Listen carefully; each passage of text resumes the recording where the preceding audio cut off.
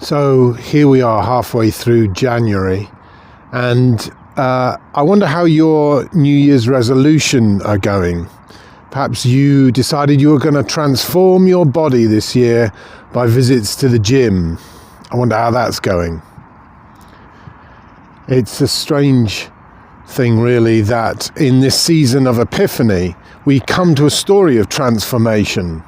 In this season where we look at the revelation of Christ and of the new kingdom.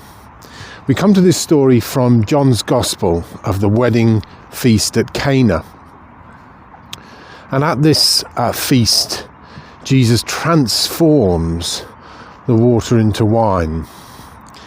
And there's something in John's Gospel where he uses the stories, the events of Jesus' life to tell us something deeper, more profound, not only about who Jesus is, but the nature of the kingdom of God. And it is the fact that this event occurs at a marriage, perhaps alludes something to that relationship between God and his people, the marriage feast of the Lamb that is to come.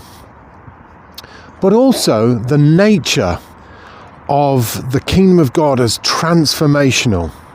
When we come into the kingdom, when we're born again, we are transformed from our old nature to our new.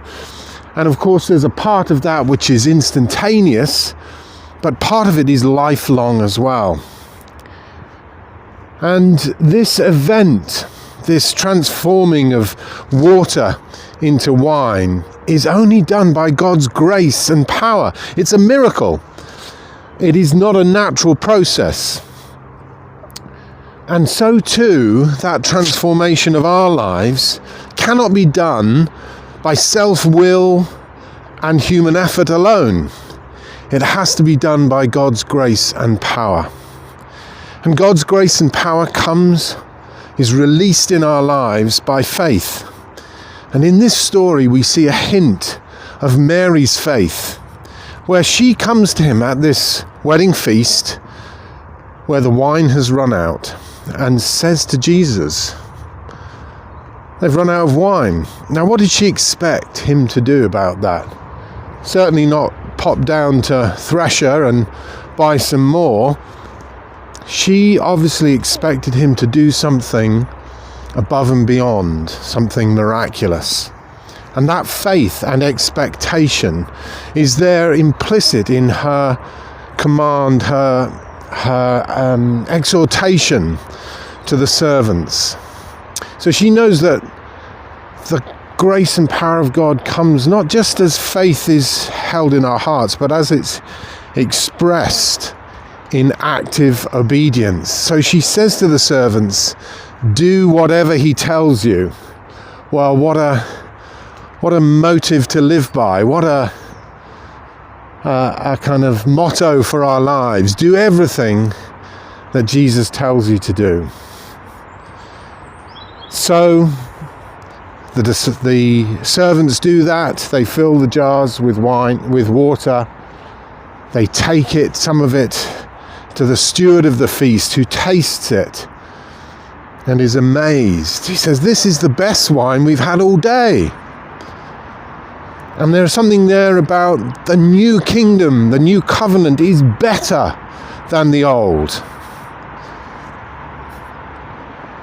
And yet, this miracle is kind of hidden to all but the disciples, Jesus and Mary, and those servants who did his will. The rest of the people think that, somebody must have found some new wine somewhere.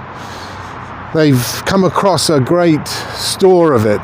They think it's by natural causes that the wine has been provided, and only those in the kingdom, only those close to Jesus know that it is the miraculous power of God has been released through faith and active obedience. And what that does in those disciples, in those servants, as Jesus' glory is revealed, is it increases their faith. And so you get this virtuous cycle of faith leading to miracles, the release of God's power to transform this broken world and us broken people. And it increases our faith so that there is more power released, more grace to be apprehended, more transformation, so that we go from one degree of glory to another.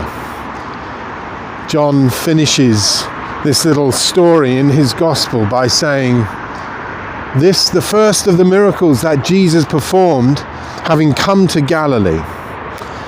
And when his disciples saw it, his glory was revealed, and they put their trust, their faith in him.